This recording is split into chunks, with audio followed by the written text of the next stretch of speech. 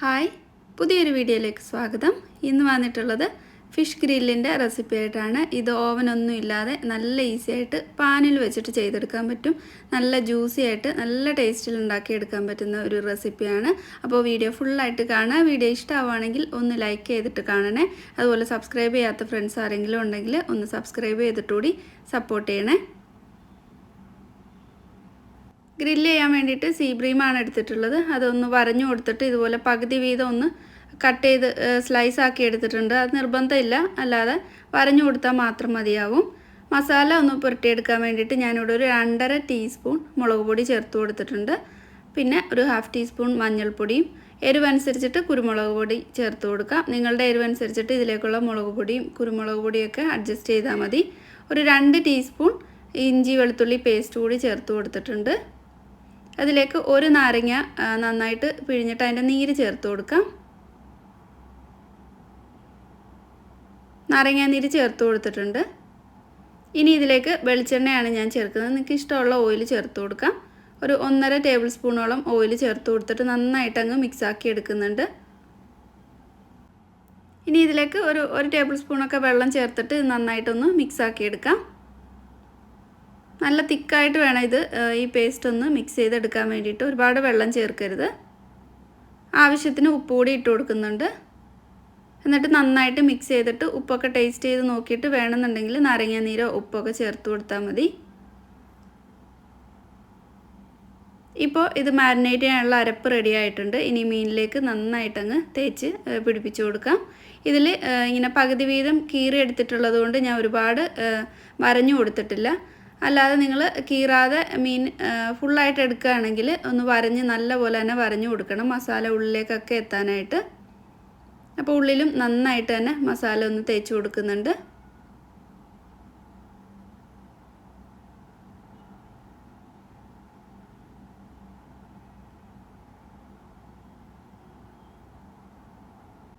ഈ ഒരു മീനല്ലാതെ നിങ്ങൾക്ക് ഇഷ്ടമുള്ള ഗ്രില്ല് ചെയ്യാൻ പറ്റുന്ന ഏത് മീൻ വേണമെങ്കിലും യൂസ് ചെയ്യാം. അപ്പോൾ നന്നായിട്ട് തന്നെ ഉള്ളിലും പുറമേയൊക്കെ നല്ല പോലെ തന്നെ മസാല പുരട്ടി കൊടുക്കുന്നുണ്ട്.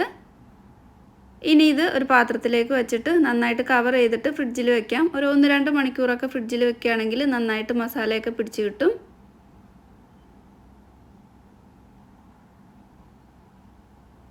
നന്നായിട്ട് തന്നെ ഒന്ന് കവർ ചെയ്ത് കൊടുക്കുന്നുണ്ട്. എന്നിട്ടിത് ഫ്രിഡ്ജിലേക്ക് വയ്ക്കാം.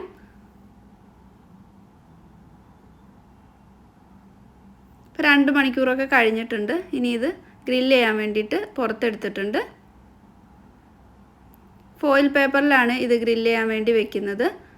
അപ്പോൾ ഒരു പേപ്പർ എടുത്തിട്ട് അതിലേക്ക് മീൻ വെച്ച് കൊടുക്കാം. അപ്പോൾ മീൻ വെക്കുന്നതിന് മുമ്പായിട്ട് കറിവേപ്പില അല്ലെങ്കിൽ മല്ലിയില കുറച്ച് ചേർക്കുകയാണെങ്കിൽ നല്ലൊരു ടേസ്റ്റ് ഉണ്ടാവും. ഞാനിപ്പോൾ കറിവേപ്പിലയാണ് ചേർക്കുന്നത്. നിങ്ങൾക്ക് മല്ലിയിലയുടെ ടേസ്റ്റ് ഇഷ്ടമാണെങ്കിൽ അതും ഇതിൻ്റെ അടിയിലും മുകളിലൊക്കെ വെച്ച് കൊടുത്തിട്ട് നന്നായിട്ട് തന്നെ കവർ ചെയ്തെടുക്കാം. ഇത് കുക്ക് ചെയ്യുന്ന സമയത്ത് ആ ഒരു മീൻ്റെയൊക്കെ ഒരു ജ്യൂസൊക്കെ പുറത്തേക്ക് വരും. അപ്പോൾ അത് പുറത്ത് പോകാതിരിക്കാൻ വേണ്ടിയിട്ട് നന്നായിട്ട് തന്നെ ഫോയിലിൽ ഒന്ന് കവർ ചെയ്തെടുക്കാം. പിന്നെ ഇത് കരിഞ്ഞു പോകാതിരിക്കാൻ വേണ്ടിയിട്ട് കൂടാണ് ഫോയിൽ 2 ലെയർ ഇട്ട് കൊടുത്തിട്ടുള്ളത്.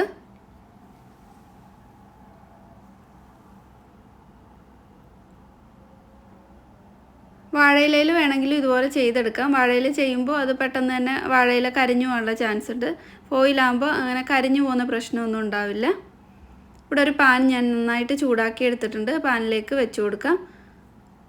പാൻ നന്നായിട്ട് ചൂടായി കഴിയുമ്പോൾ ഒരു മീഡിയം ലോ ഫ്ലെയിമിലും ഇടയിലാക്കി വെച്ചിട്ട് വേണം ചെയ്തെടുക്കാനായിട്ട്. അല്ലെങ്കിൽ പെട്ടെന്ന് തന്നെ കരിഞ്ഞു പോവും, മീൻ കുക്കാകത്തുമില്ല. ഞാൻ ഇതിലേക്ക് ഒരു സവാളയും ഒരു തക്കാളി ഇതുപോലെ കട്ട് ചെയ്തിട്ട് ഒന്ന് വെച്ച് കൊടുത്തിട്ടുണ്ട്. ഇടയ്ക്കിടയ്ക്ക് ഇതുപോലെ തിരിച്ചു മറിച്ച് ഇട്ട് കൊടുത്തിട്ട് ഒരു 15 മുതൽ 20 മിനിറ്റ് വരെ ഇത് കുക്ക് ചെയ്തെടുക്കാം. നിങ്ങൾ എടുക്കുന്ന മീനിൻ്റെ വലുപ്പം അനുസരിച്ചിട്ട് കുക്കിംഗ് ടൈമിൽ വ്യത്യാസം ഉണ്ടാവും. ഇടയ്ക്കിടയ്ക്ക് തിരിച്ചു മറിച്ച് ഇട്ട് കൊടുത്തിട്ട് വേണം ഇത് കുക്ക് ചെയ്തെടുക്കാനായിട്ട്. ഈ സവാളയും തക്കാളിയൊക്കെ ഇഷ്ടമാണെങ്കിൽ ഇതുപോലെ ഈ പാനിലേക്ക് വെച്ച് കൊടുത്തിട്ട് ഗ്രില്ല് ചെയ്തെടുത്താൽ മതി. ഞാനിപ്പോൾ അതിലേക്ക് കുറച്ച് ഒലിവ് ഓയിൽ ഒന്ന് ഒഴിച്ചു കൊടുത്തിട്ടുണ്ട്.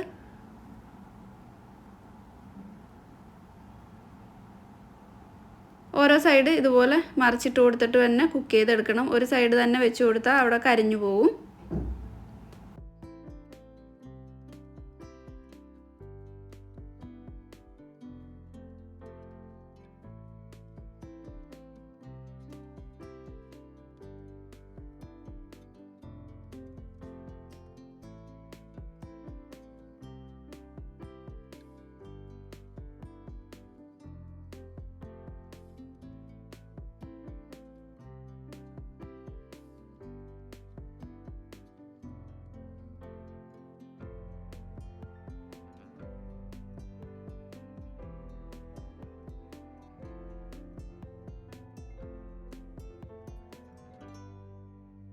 ഇപ്പോൾ ഒരു 20 മിനിറ്റൊക്കെ ആയിട്ടുണ്ട്.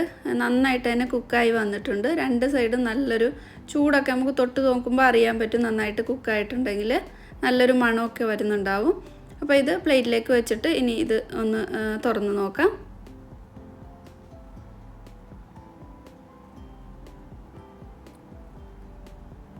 ഇങ്ങനെ ഗ്രില്ല് ചെയ്യുമ്പോൾ മീനൊക്കെ ഒട്ടും തന്നെ ഡ്രൈ ആവാതെ നല്ല ജ്യൂസി ആയിട്ട് തന്നെ ആയിരിക്കും ഉണ്ടാവുന്നത്. മുളക് പൊടിയുടെ അതുപോലെ നാരങ്ങ നീരിൻ്റെയും ഇഞ്ചി വെളുത്തുള്ളി പേസ്റ്റിലൊക്കെ ആ ഒരു മീനിലേക്കൊക്കെ നന്നായിട്ട് തന്നെ പിടിച്ചിട്ടുണ്ട്.